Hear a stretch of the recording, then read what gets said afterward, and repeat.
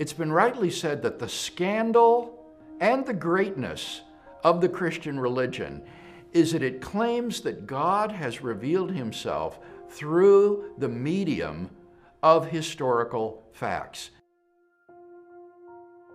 And what distinguishes Christianity, what sets it apart from other worldviews, is that there's actually a test by which we can know whether it's true, and that's the resurrection of Jesus.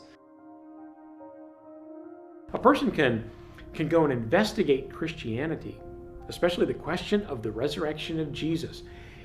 If they think it happened, they have excellent reason to embrace the entire Christian faith.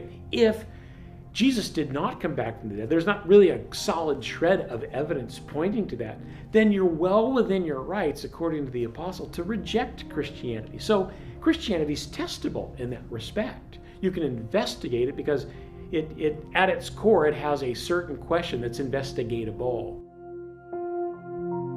When we look at a historical case for Jesus' resurrection, I think one of the best ways of going about this is to take and start off with facts that are so strongly evidenced that they have compelled even the majority of skeptical scholars who studied the subject to grant them as historical.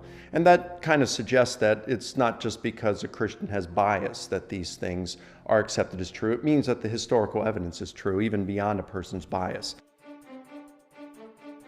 Let's look at the widely accepted historical facts and see where the evidence points.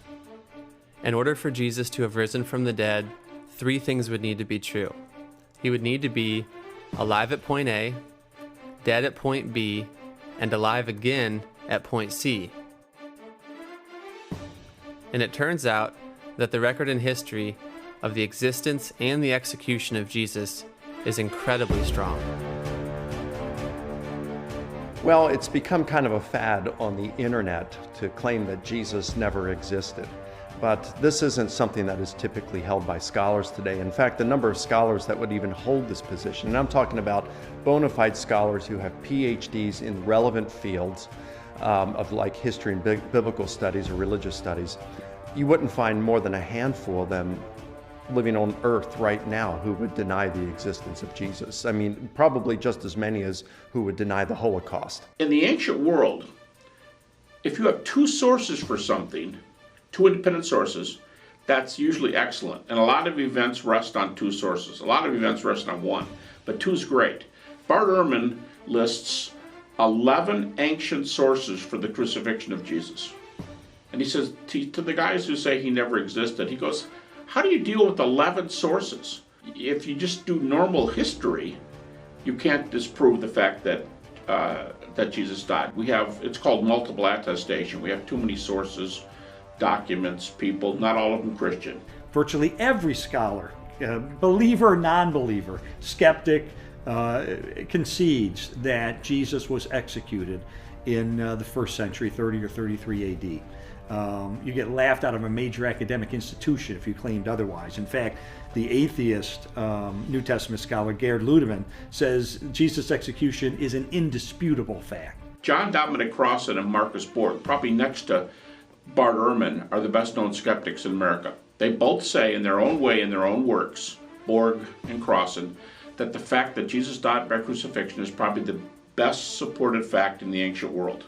Now, why would they concede that if they're skeptics and they'd like to get a foothold and say the Christian message isn't true? Why do they say it's the best attested? Because it just is. Now, in order to determine whether Jesus was really alive at point C, we need to look at 4 essential facts. And it's important to understand that the following facts can be established without presupposing that the Bible is God's Word. They're a matter of history. They're established by the records of both Christian and non-Christian sources from the ancient world, and they're agreed upon by both Christian and non-Christian historians today. The majority of New Testament historians have come to accept as factual that his body was then interred in a tomb by a member of the Jewish Sanhedrin, whose name we actually know. His name was Joseph of Arimathea. He was the man who buried Jesus of Nazareth. Secondly, that tomb was then found empty by a group of Jesus' women disciples on the Sunday morning following the crucifixion. And again, the name of Mary Magdalene is always attached to that account of the discovery of the empty tomb. Thirdly, that thereafter various individuals and groups of people experienced appearances of Jesus alive after his death. And finally, that the original disciples suddenly and sincerely came to believe, despite every predisposition to the contrary, that God had raised Jesus of Nazareth from the dead. Now, some people will say, well, sure, anyone could make that claim. But what we're saying is that they really believed that they saw Jesus. Whether these were hallucinations or not, that's a separate question.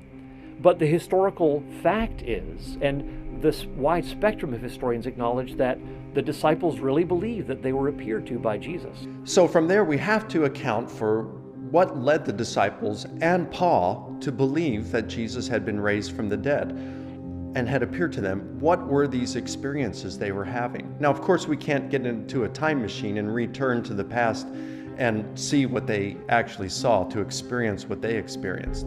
But we can look at various options. Some will argue that Jesus' body was stolen. Okay, if Jesus' body was stolen, why would the disciples have genuinely believed he appeared to them if they stole the body?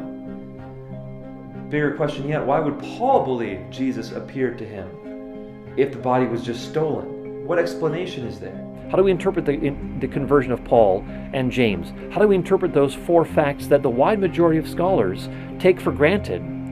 How do we interpret that? Do we interpret that naturally, or do we interpret that supernaturally?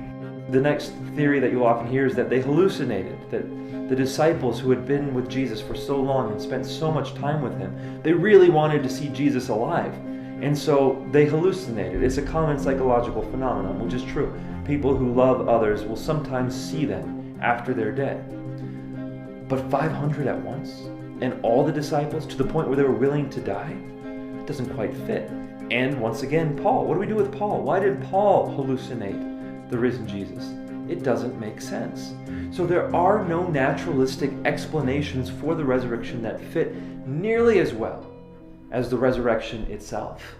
There's a lot of problems with hallucinations. Probably no theory has more refutations than hallucinations. For example, the majority of scholars today believe the tomb is empty.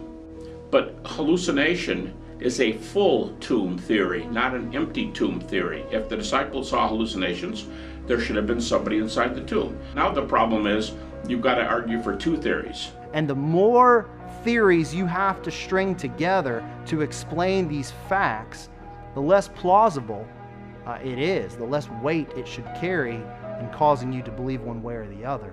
Why do many scholars today not conclude in the resurrection is because they unfortunately preclude supernaturalism before they even look at the evidence.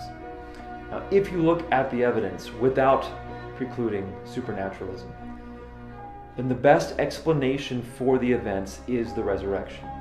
You know, all the theories about what happened to the body but one have fatal problems. The only problem with the one theory that actually explains it is you have to believe a miracle.